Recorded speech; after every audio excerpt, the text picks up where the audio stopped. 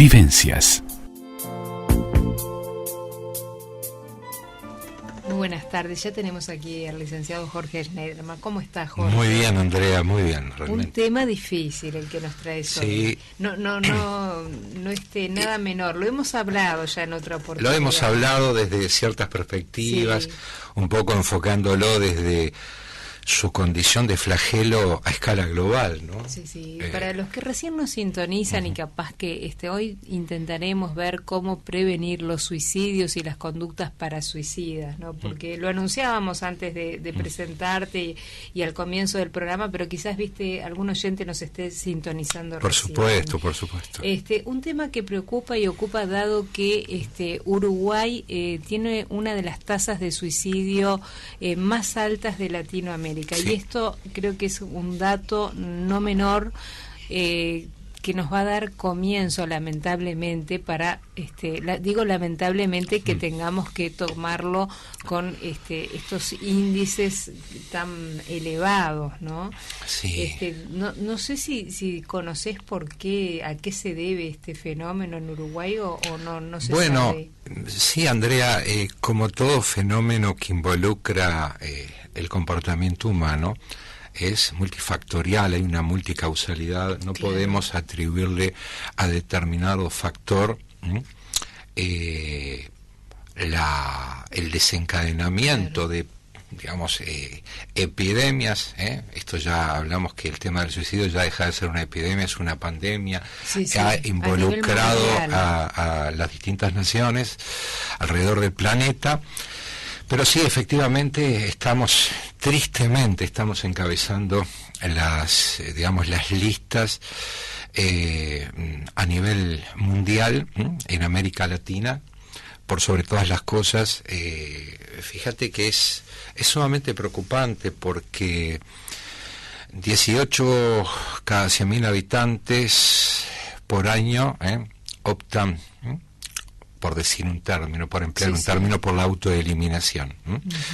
Recorren obviamente un tortuoso camino que los conduce hacia ese paredón donde no se visualiza, no se visualizan soluciones, donde el individuo se siente sumamente atrapado en un callejón sin salida. Y bueno, muchas veces esa circunstancia lleva precisamente a que se tome esa triste determinación. Claro. Hablando de estadísticas, de números, henos aquí ante cifras que son realmente espeluznantes, ¿no?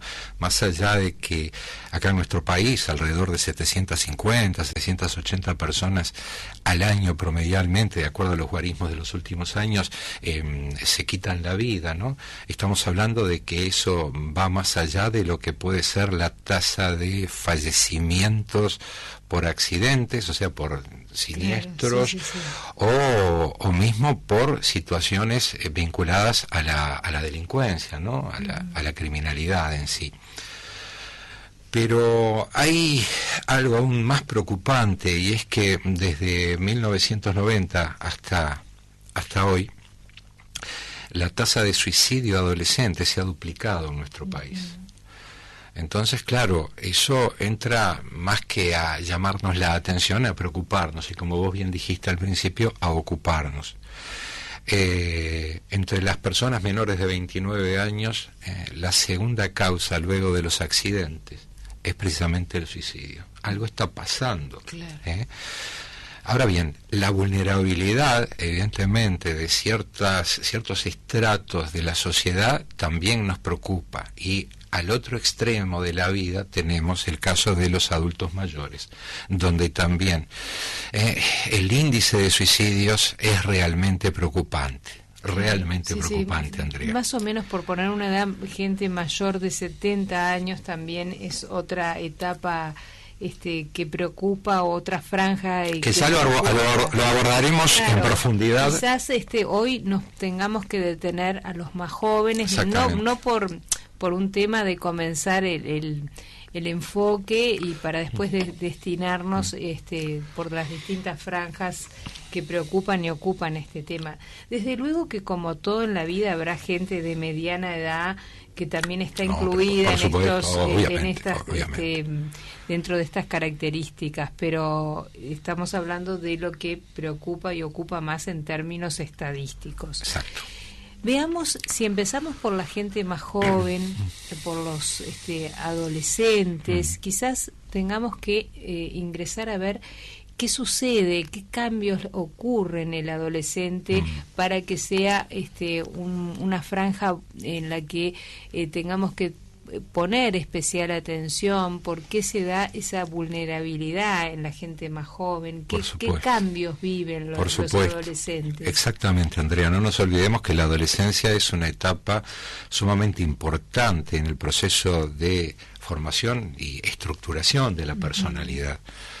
El adolescente se ve inmerso en un mundo de cambios, de transformaciones que involucran en la esfera física, la esfera emocional y también todo lo atinente a los roles que se le adjudican y que comienza a asumir en un mundo donde obviamente se da el primado de lo que es la adultez como eje fundamental, ¿no? Comienzan las nuevas experiencias, la resolución de nuevas experiencias está en el día a día de un adolescente, ¿no? Por supuesto, entonces hay un montón de desafíos contra los cuales acometer y procurar encontrar el tan manido lugar en el mundo. El adolescente lo que procura es darle sentido.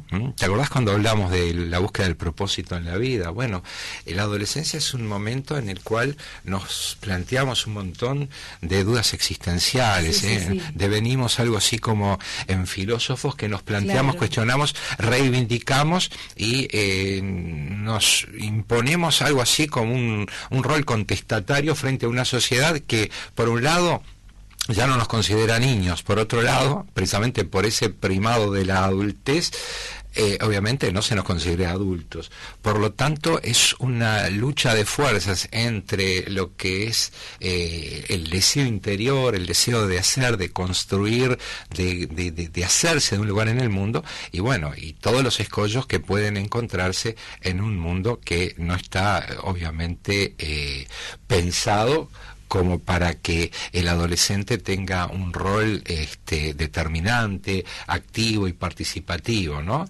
Claro.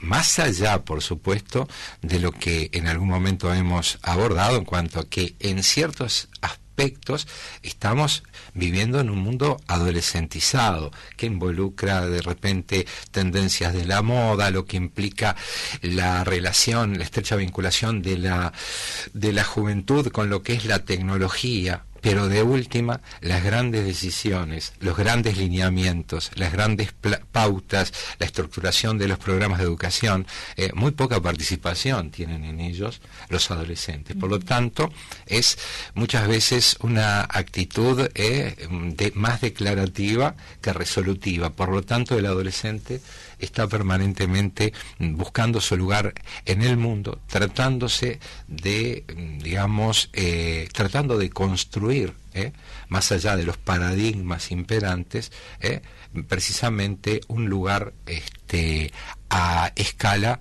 de sus intereses. Otra cosa que me gustaría consultarte a propósito de esto que estás diciendo, el concepto de muerte en el ser humano se empieza a manejar ya desde que somos pequeños, pero me gustaría ver cómo un adolescente ese concepto de muerte, que lo vamos hablando desde que somos niños y nos va preocupando, cómo de alguna manera incide este tema en el joven, cuando se separa en esta etapa de la vida que es un tanto conflictiva. ¿Cómo ve la muerte generalmente el adolescente? La muerte ha sido un tema de preocupación para la sociedad humana desde la noche de los tiempos, y es distinta la percepción y la forma de vivir la muerte en función de cada momento evolutivo. Claro. Cuando somos niños, la muerte prácticamente es algo que no nos roza y que de repente puede llegar a ser tocante a nuestros intereses cuando algún abuelo o algún pariente se enferma o fallece, y por lo tanto empezamos a tener una tenue, ¿no? De manera cercanía tangencial, una cercanía, pero que queda más asociado de repente a la ausencia de repente intempestiva o no, de seres que obviamente forman parte de nuestro círculo, pero que no hacen mella en nuestro universo de afectos porque tenemos nuestros padres, hay una familia grande, los intereses del niño evidentemente no apuntan a dar respuesta a los grandes temas existenciales. Por lo tanto, eso demasiado no hace mella en nosotros.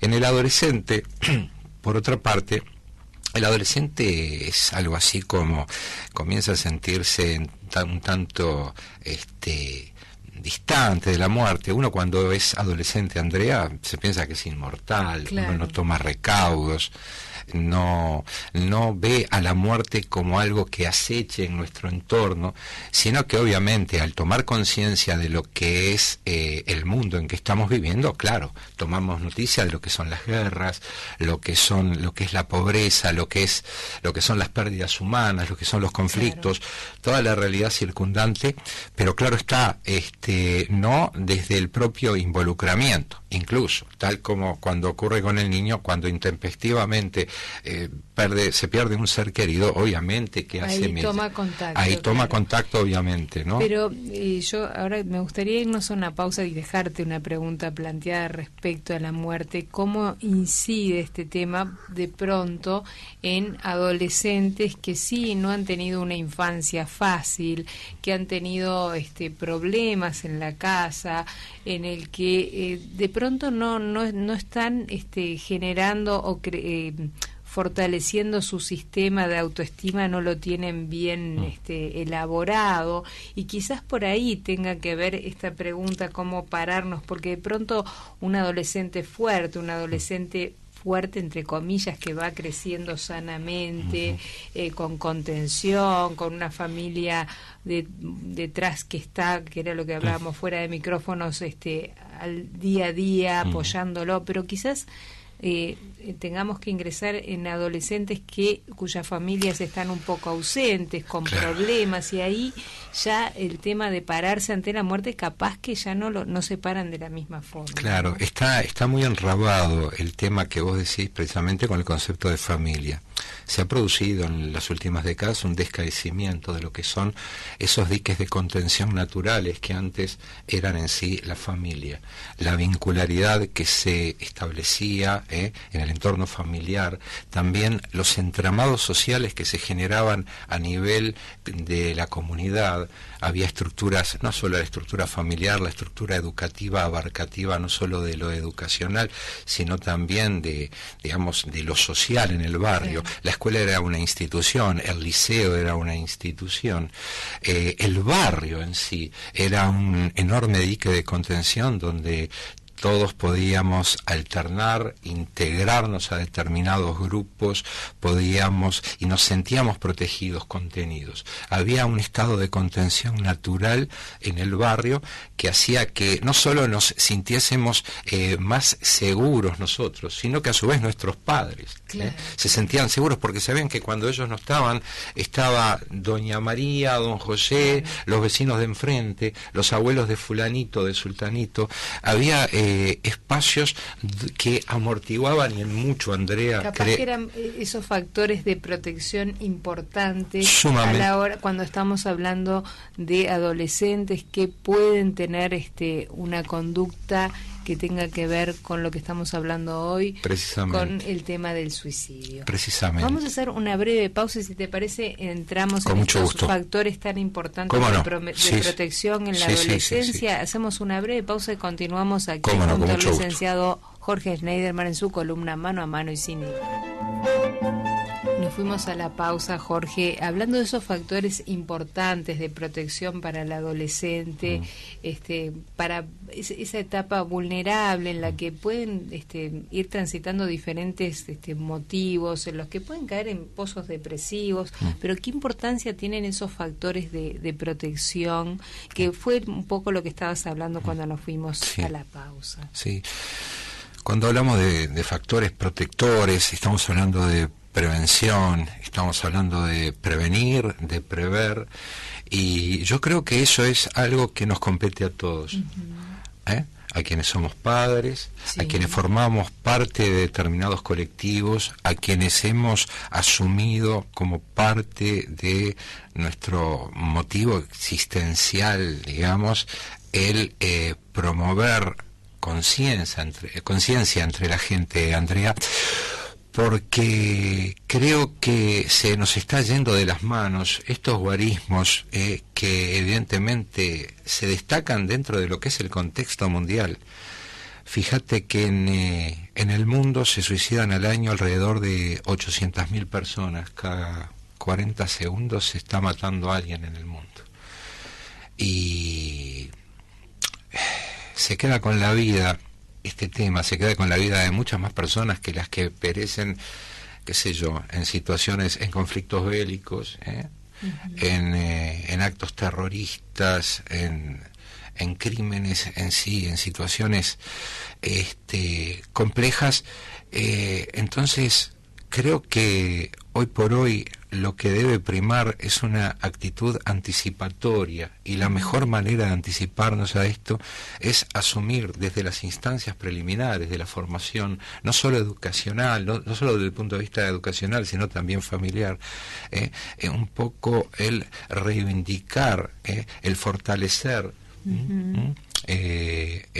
tanto en el niño como en el adolescente, un poco aquellas instancias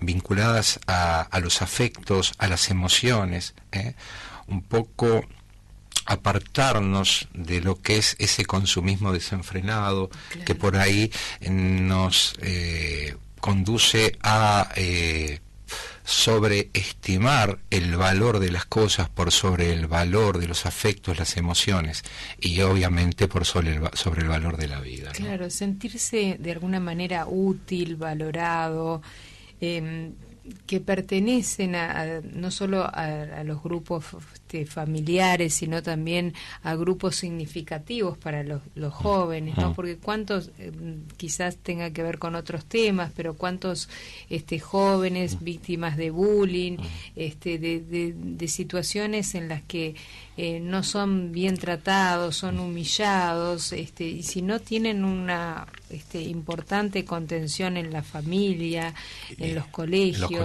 en la comunidad. En la comunidad, claro, porque frente a una situación de acoso, de humillación, está una etapa conflictiva en la que se está la personalidad reforzando, ¿no? Me parece que son situaciones que realmente pueden llegar a tener un gran impacto. Claro, ¿no? Y un poco yo mencionaba lo del consumismo, porque muchas veces los mensajes que el colectivo dominante a través de los medios masivos de comunicación, o más bien de difusión, podríamos decirle, el mensaje ¿cuál es? Consume, compra, adquiere, si posees esto vas a tener una buena vida, claro. Jerarquiza tu vida tomando este refresco, ¿cómo no has accedido aún a tu par de calzado deportivo? O a tu mejor celular. O tu mejor celular, claro. Como que la comunicación estriba precisamente en la complejidad de tu celular, ¿no? Y como que se desvirtúa de esa manera lo que es la significación de la comunicación humana, el cara a cara, esas instancias presenciales donde realmente se juega la vincularidad de las personas, ¿no? En el mano a mano, es lo que hablamos hace un rato. Y esto no es hacer una apología de los tiempos pasados. En los tiempos pasados habría sin duda un montón de dificultades a la hora de comunicarnos, de repente otro tipo de vallas, pero desde el punto de vista afectivo hallábamos ese espacio familiar donde había una mirada permanente sobre lo que le estaba ocurriendo a cada uno. Ahora bien, no solamente el tema del consumismo, que evidentemente hace mella sobre determinados comportamientos adolescentes, está también otro gran flagelo que podemos visualizar precisamente, que es el de las adicciones, ¿no? Claro.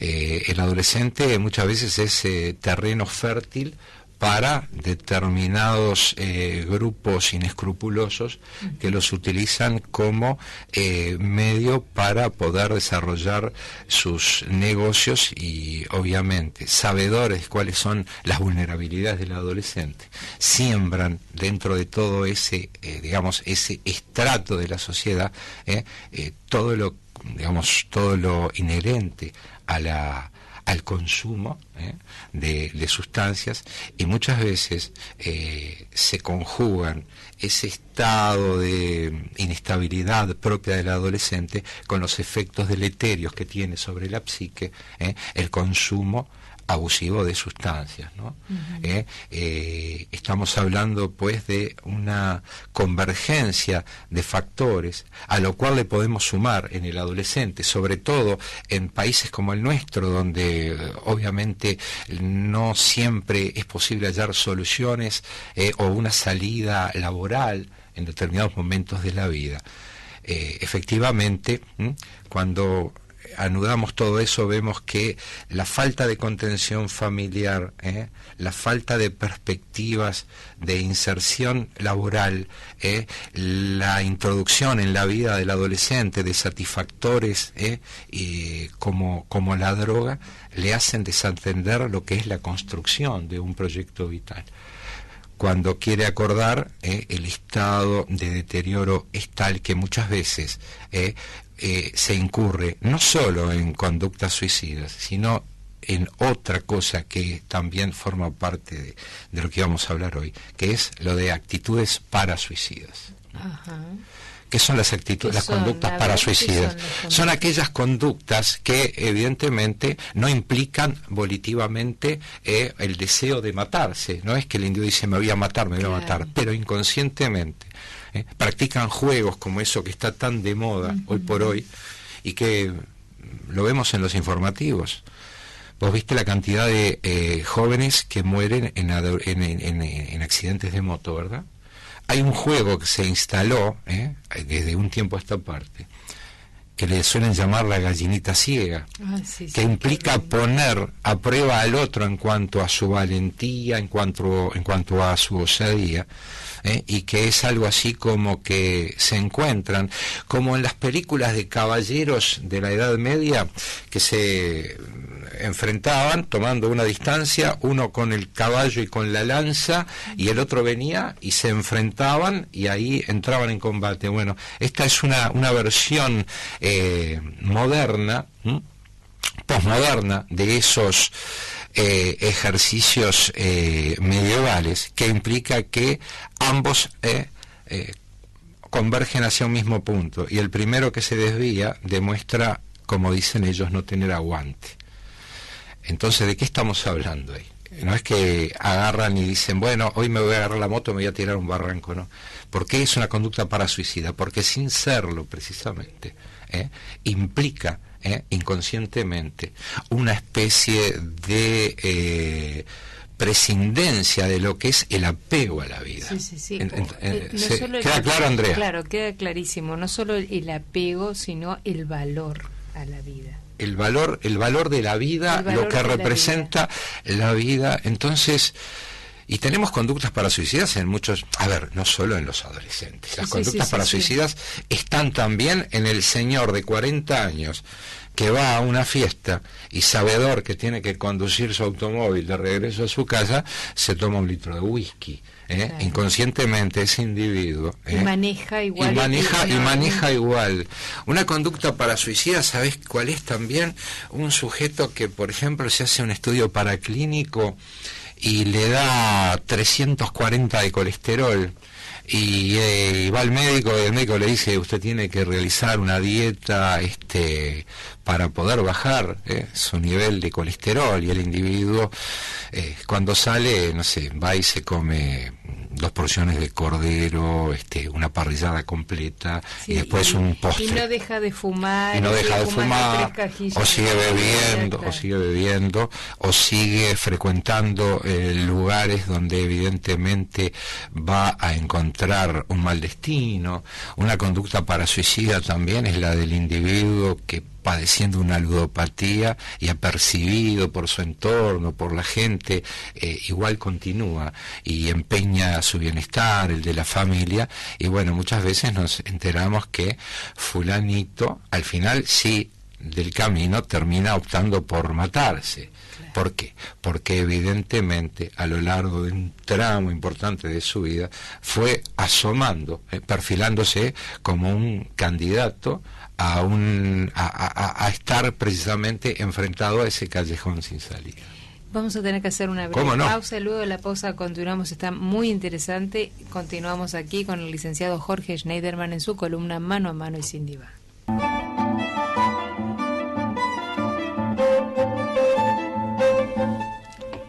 Y continuamos aquí. Te decía, Jorge, que tenemos un montón de mensajes que te los fui leyendo, pero los voy a leer al aire para que los puedas ir contestando uno a uno. Acá Anaí de Paso Molino me dice: un amigo de mi familia se suicidó y era una persona, se me apaga el celular, una persona sumamente alegre y nunca hubiéramos pensado que iba a tomar ese camino. No logramos explicarnos lo que pasó. Felicitaciones por el programa, Anaí de Paso Molino. Bueno, un saludo a Anaí, un saludo fuerte, sí, de esa linda barriada del Paso Molino. Sí, mirá, el profesor Enrique Rojas siempre dice que, el profesor español Enrique Rojas, insigne psiquiatra, dice que muchas veces la depresión se aloja en el desván de la personalidad. Y muchas veces como que no podemos tomar contacto directo con en sí los núcleos patológicos que desencadenan un cuadro depresivo. Hay veces que es ostensible, ¿no? Esas personas que tienen una forma de manifestar donde, los síntomas emergen y bueno, y uno puede detectar a través de sus comportamientos a nivel alimentario, a nivel... Sí, capaz que puedes detectar con eso mismo que nos habíamos ido a la pausa, con alguna conducta parasuicida de estas que venías hablando. Claro, por ejemplo, un individuo, no sé, que se le ocurre salir a conducir bajo un temporal o a cruzar de repente una cañada que está rebasada por una inundación. También puede ser una conducta parasuicida, no siempre, pero hay altísimas probabilidades que así sea. Esas personas que de repente se someten a pruebas sabedores de que no van a poder realizarlo, ¿no? Qué sé yo, se me ocurre una persona recién operada del corazón que se disponga a inscribirse en una maratón, qué sé yo, conductas, entonces por ahí podemos detectarlo, ¿no? Un poco caricaturizando situaciones, ¿no? Pero muchas veces podemos percibir a través del comportamiento esa persona que está letargada, con anedonia, que está con trastorno alimentario, que de repente empieza a comer muchísimo o poquísimo, que no tiene una actitud proactiva, y bueno, ahí podemos leer claramente lo que hay, algo que no está bien, sobre todo si pertenecemos a su entorno y lo asociamos con circunstancias que puede estar viviendo y que por lo tanto, bueno, de repente ahí podemos implementar, establecer canales comunicacionales, tratar de contener y bueno, ingresar en el plano de la prevención, sugiriéndole consultar con un profesional, etcétera, etcétera. Pero muchas veces no, porque son personas que en el fondo dan curso a su conflictividad o a su depresión, procurando no dañar a su entorno. Son esas personas protectoras, de repente muy superyoicas, ¿no? Muy de tratar de no afectar, de no salpicar con su problemática y, de última lo hacen y también hay veces capaz que hay gente que lo hace en defensa propia, de no querer mostrar esa parte vulnerable, esa parte que está mal. También. Puede haber muchos casos. No nos olvidemos que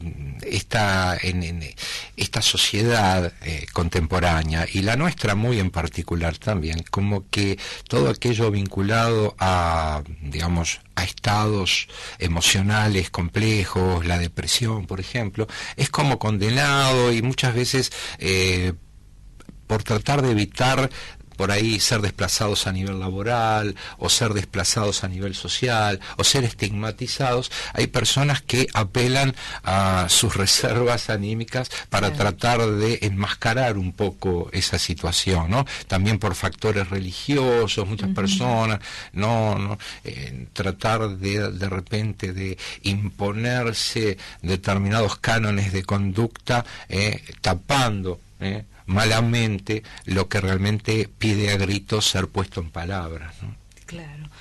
Te sigo leyendo, Jorge, mensajes. Acá dice: mis hijos tuvieron una experiencia de este tipo en el liceo con una compañera de clase. Difícil de enfrentarse con eso.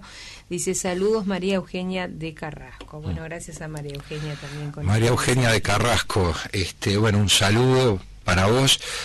Sí, lamentablemente el tema del bullying, el tema del acoso escolar está haciendo estragos a nivel mundial y puede generar, depende de la personalidad del niño, puede generar conductas tales como la del suicidio, ¿no? También puede generar otro tipo de reacciones. ¿Cuántos episodios hemos visto a través de los medios masivos en Estados Unidos de jóvenes de clases acomodadas, con un nivel intelectual elevado, sin carencias desde el punto de vista económico, inmersos de repente en una situación de extrema conflictividad? Optan por la venganza, ¿no? Más que deserrajar un tiro sobre sí mismos, van y en una actitud, digamos, retaliatoria, o sea, retaliatorio quiere decir como ley del talión. Ustedes me hicieron esto, entonces irrumpen en un salón y por ahí balean. Ahora con esto que estás diciendo también, ¿cuánto tiene que ver lo que los jóvenes están consumiendo diariamente a través de los medios de comunicación, que están hiperconectados, todo eso que están viendo, esa violencia que de alguna manera se consume en las pantallas, en los celulares? ¿Cuánto influye también en estas decisiones? Influye muchísimo. Muy buena la puntualización, Andrea, influye muchísimo. Los jóvenes, obviamente, es algo de perogrullo, son consumidores por excelencia de lo que es la tecnología y por lo tanto están hiperconectados en distintos ámbitos y expuestos. Mira, hay estudios muy interesantes sobre cuáles son las estrategias de captación de estos grupos terroristas que han proliferado por el mundo, y cuando vos te das cuenta que ellos eligen a la hora de establecer el reclutamiento de personas a jóvenes precisamente desnorteados, desorientados, que no sienten encontrar su lugar en el mundo, desprotegidos, que están en permanente conflicto con una sociedad que sienten que los rechaza. Entonces elaboran estrategias de captación a través de la oferta de convertirse en personas en protagonistas de su propia vida, de sentirse el superhéroe que quisieran pero que no pueden ser.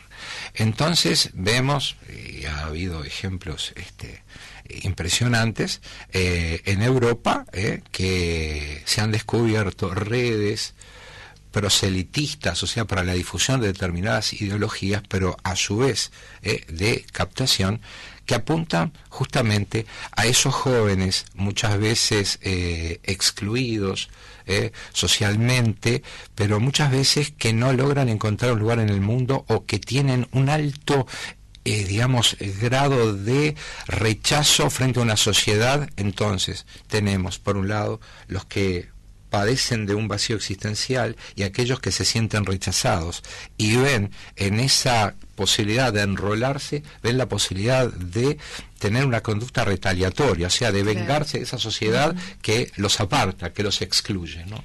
Si te parece, vamos a hacer una breve pausa. ¿Cómo no? Me gustaría después de la pausa, si podemos ingresar ya en los últimos minutos en ver esos signos de alarma ante casos que pueden estar de alguna manera siendo esos disparadores para que prestemos atención, o llamados de atención de jóvenes que están en una situación que requiere de nuestra especialísima atención. ¿Cómo no, Andrea? Hacemos una breve pausa y continuamos aquí en Vivencia junto al licenciado Jorge Schneiderman en su columna Mano a Mano y Sin Diva.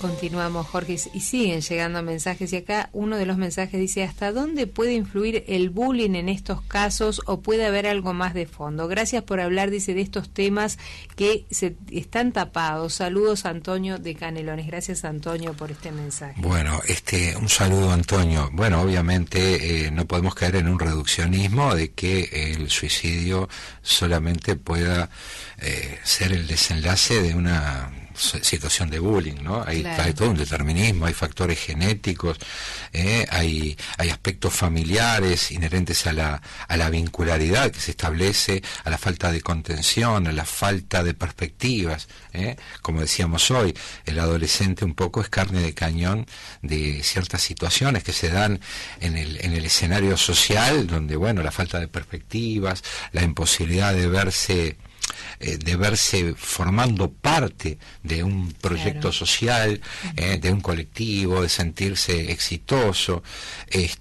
Por eso hay que atender a la multicausalidad que involucra este tipo de conductas. Pero claro está, sobre una personalidad, digamos, frágil, una personalidad vulnerable, claro que va a hacer mucha mella, el sentirse hostigado permanentemente, la denostación, la caricaturización, el desprecio, hace que, bueno, una persona que tiene una baja autoestima, evidentemente se vea acorralado ante esas situaciones, ¿no? Algunos optarán por la depresión, otras personas optarán de repente por el querer, no sé, irse del colegio, abandonar los estudios. Hay un alto índice precisamente de deserción escolar, precisamente en niños que se sienten hostigados, ¿no? Por algún defecto físico o por, vaya a saber, tantos motivos. Tantos motivos. Y era lo que nos fuimos a la pausa, hay muchos signos de alarma de los cuales tenemos que estar atentos, pero creo que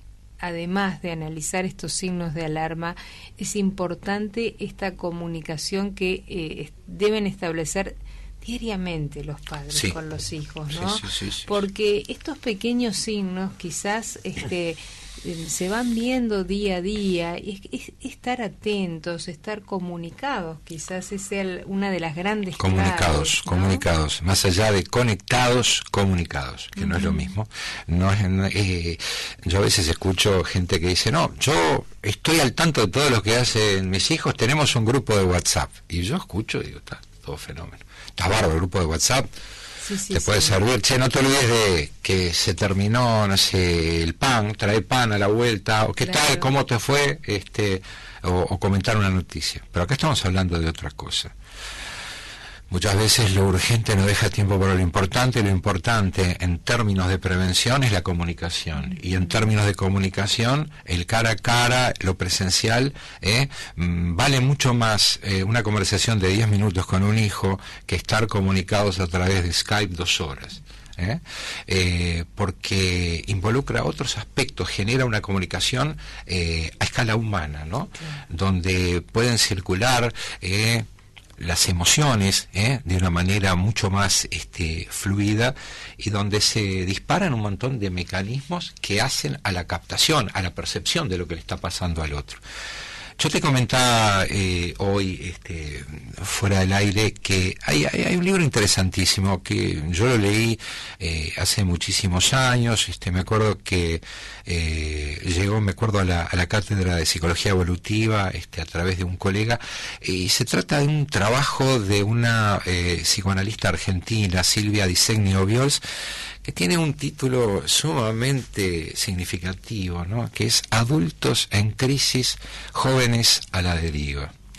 Ha habido otros autores que un poco han cambiado un poco y han escrito sobre el tema, ¿no? Pero ese es una obra, a mi criterio, fundante, desde allá del 2004, 2004, 2005, ¿no? Donde se habla precisamente de cómo es posible muchas veces que se desencadenen hechos como puede ser la autoeliminación de un hijo o la incursión en la droga, y un poco lo que comentábamos con vos, que vos muy inteligentemente me decías, no es de un día para el otro que alguien se deprime, no es de un día para el otro que alguien decide venderle los muebles a los padres para adquirir pasta base, no es de un día para el otro que abandona el hogar y se refugia en el seno, qué sé yo, de una banda de atorrantes.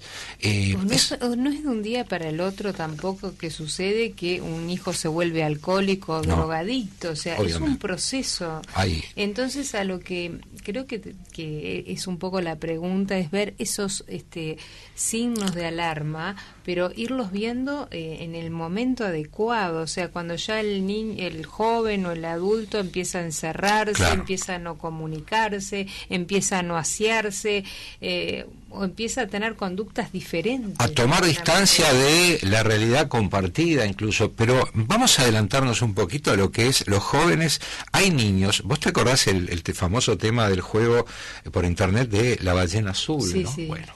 Que inducía a niños a poner a prueba determinadas cosas, o extorsionándolos a través de determinados temas, a suicidarse, ¿no? Ahora, es triste que haya pasado a lo largo, a través de todo el mundo, que la casuística haya avanzado, y yo me pregunto, ¿dónde están esos padres a la hora de establecer un contralor, saludable contralor, de lo que hacen sus hijos? ¿Qué pasa con esos niños que están hiperconectados, que se refugian en su habitación? ¿Qué pasa con esos padres que evidentemente no logran romper esas vallas a los efectos de incursionar en la realidad?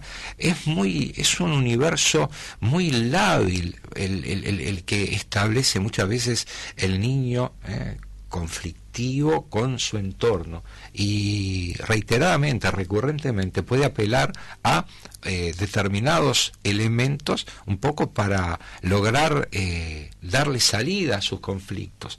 Entonces, un niño que de repente está solo durante todo el día frente a su computadora, empieza a establecer vínculos con gente evidentemente inapropiada, claro, que terminan siendo factores sumamente deleterios, ¿no?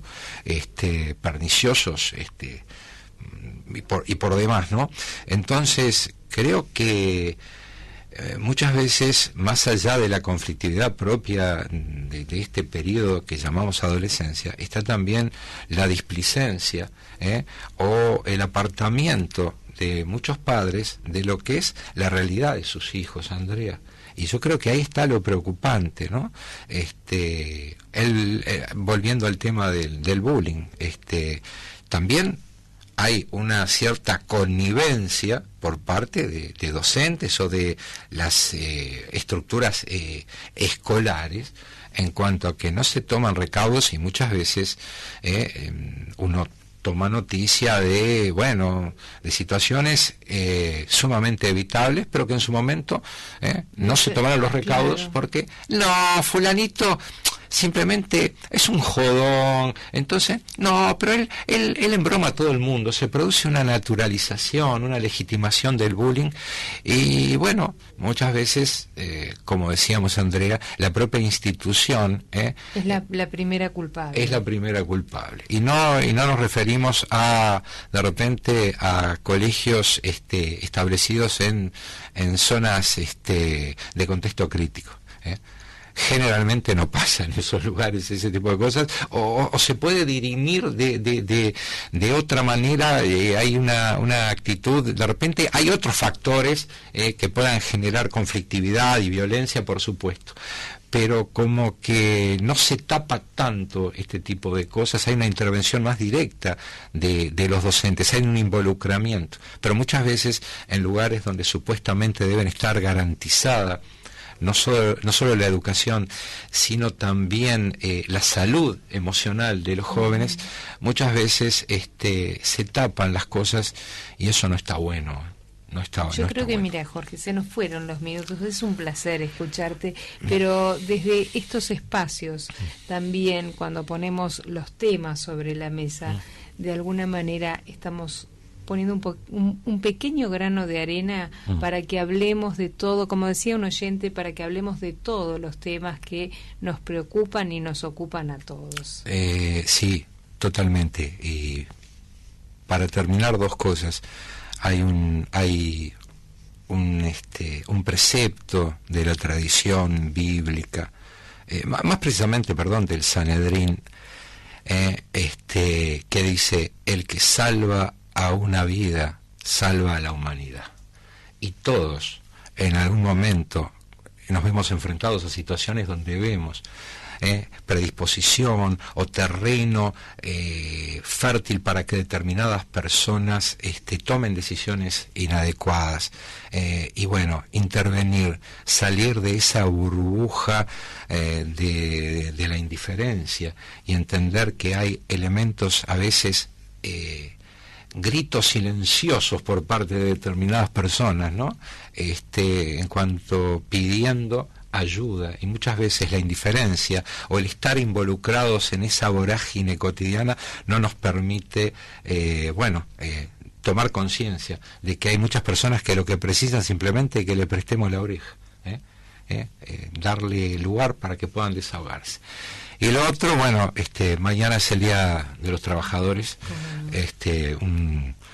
Un gran saludo para los compañeros de la radio, para vos, para Fede, para todo el pueblo laburante. Y bueno, para los que no tienen laburo, vamos arriba, y acordarse que, lo importante es prepararse para cuando llegue la oportunidad, ¿no?